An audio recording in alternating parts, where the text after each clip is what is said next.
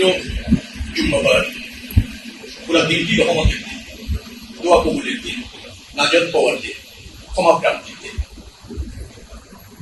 আরেকটা সৌভাগ্য হচ্ছে আজকে বাংলাদেশের গণতন্ত্রের নেত্রী বেগম খালেদা জিয়ার জন্মদিন। আমরা 81তম জন্মদিনে তার সুস্থতা কামনা করে আয়োজন করা হয়েছে। আপনারা যদি উপস্থিত হয়েছেন, ম্যাডামের সুস্বাস্থ্যের জন্য দোয়া করবেন। বাংলাদেশের গণতন্ত্র, বাংলাদেশের ধরেন ঐক্য, সমৃদ্ধি, কল্যাণে তার অবদান অবিস্মরণীয় এবং তিনি আমাদের কাছে আরো দীর্ঘদিন বেঁচে থাকেন। শারীরিকভাবে অসুস্থ আছেন, ওরা আল্লাহ তাকে সুস্থ করে দিন এবং বাংলাদেশের রাজনীতি এবং বাংলাদেশের রাষ্ট্র ব্যবস্থাপনায় তিনি তার অবদান সেটি হচ্ছে আল্লাহর কাছে আমাদের প্রার্থনা। যেহেতু সমাবেত হয়েছি জুম্মার দিন, আমরা সবাই মুমিন এবং মুত্তাকি হতে চাই। আমাদের জন্য সেই জায়গায় আগামী দিনে চলার পথে আমরা কি হবো? মুমিন এবং মুত্তাকি, মানে সাচ্চা মুসলিম হতে চাই। এবং সেই সাচ্চা মুসলিম হতে হলে যেটা করতে হবে, কুরআন এবং সহিহ হাদিস অনুসারে কুরআন এবং সহিহ হাদিস। আপনারা যারা এখানে উপস্থিত আছেন, আমার ধারণা হচ্ছে সবাই সাচ্চা মুসলিম এবং মুমিন। কারণ আমাদের জাতীয় জীবন যদি আল্লাহ সন্তুষ্টির জন্য হয়, আমরা নৈকট্য লাভের জন্য যদি হয়, আল্লাহ রাষ্ট্রের জন্য যদি হয়, তাহলে আমরা কেবলমাত্র আল্লাহর প্রিয় বান্দা। আর আল্লাহর প্রিয় বান্দা যদি আমরা হতে পারি, তাহলে পুনরুত্থান দিবস অর্থাৎ কিয়ামতের দিন আল্লাহ আমাদের সাথে মহা হিসাব দিবস, সেদিন আল্লাহ আমাদেরকে জানান এবং সেটি যদি পেতে হয়, মুমিনের কিন্তু সেটি লক্ষ্য। তাহলে আপনাকে কি করতে হবে? আমাদের রাসূল হযরত মুহাম্মদ মুস্তাফা সাল্লাল্লাহু আলাইহি ওয়াসাল্লামের যে জাতিত জীবন, সেটা অনুসরণ। জাতিত জীবন এখন রাসূলুল্লাহ সাল্লাল্লাহু আলাইহি ওয়াসাল্লামের জাতিত জীবন অনুসরণ আমরা করছি কিনা, তার উপর নির্ভর করছে আমরা আল্লাহর প্রিয় বান্দা হচ্ছি।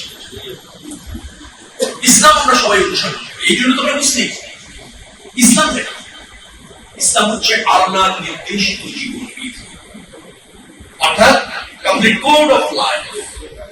আপনি জন্ম থেকে মৃত্যু পর্যন্ত অবশ্যই কি করবেন, অবশ্যই কি করবেন না, অবশ্যই কি করবেন আর অবশ্যই কি করবেন না, তার সুনির্দিষ্ট বিধান আছে।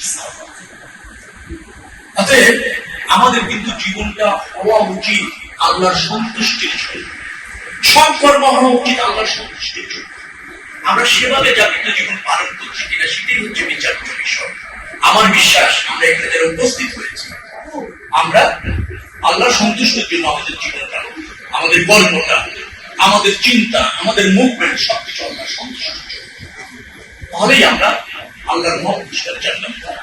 এটা প্রশ্ন হতে পারে না যে সন্তুষ্টির জন্য আমরা অনেক হয়তো কুরআন এবং হাদিস, সহিহ হাদিসের মর্মার্থ জানি না, বোঝার সময় হয় না, আমাদের জাতীয় জীবন আমাদের ব্যস্ত করেছে, সময় নাই, কর্মে ব্যস্ত হতে পারে তো। অথবা রাসূলুল্লাহ সাল্লাল্লাহু আলাইহি ওয়াসাল্লামের জাতীয় জীবন পরিপূর্ণভাবে জানার সুযোগ হয় না। নিশ্চয়ই কারী ইমাম সাহেব আছেন, তিনি প্রত্যেকটা জুম্মার অথবা নামাজের আগে কোন সময় আপনাদেরকে অবগত করার চেষ্টা করেন, আমরা জানার চেষ্টা করি। এক বাক্যে যদি বলে যাই, কয়েকটি কথা বলা উচিত। নামাজ কায়েম, নিশ্চয়ই আমরা সেটা জানি। রোজা রাখবো, জানি। পর্যাপ্ত অর্থ হলে জাকাত দিবে, এটা জানি। আরো একটু সামর্থ্য হলে হজে যাবো, এটা আমরা জানি। আরেক কয়েকটি বিষয় আমাদের একটু জানলেই আমার মনে হয় আমরা মুমিনের মধ্যে আগামী হতে পারি। ওয়াদা রক্ষা করবো, রাইট? আমানত রক্ষা করবো, রাইট? সমাজে যখন বিচার করবো, ন্যায্যতার সাথে করবো, ন্যায় প্রতিষ্ঠার বিচার করবো, রাইট? মনে থাকবে। আরেকটা হচ্ছে, আমার যদি নিজে চলার চেয়ে বেশি অর্থ থাকে, সাদকা আর প্রতিবেশী মহব্বত।